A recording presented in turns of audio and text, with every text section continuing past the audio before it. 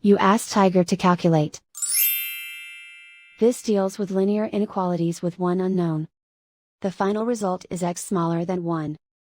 Let's solve it step by step. Group all constants on the right side of the inequality. Subtract 5 from both sides.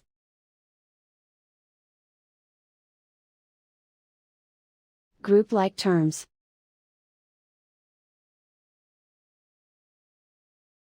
Simplify the arithmetic.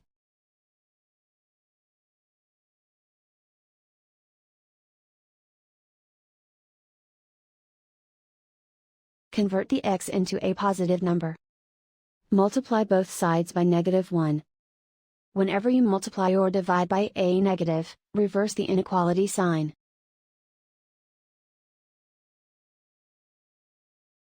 Remove the ones.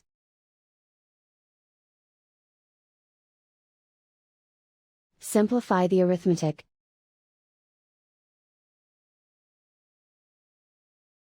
Plot the solution on a coordinate grid. And so the final result is x smaller than 1.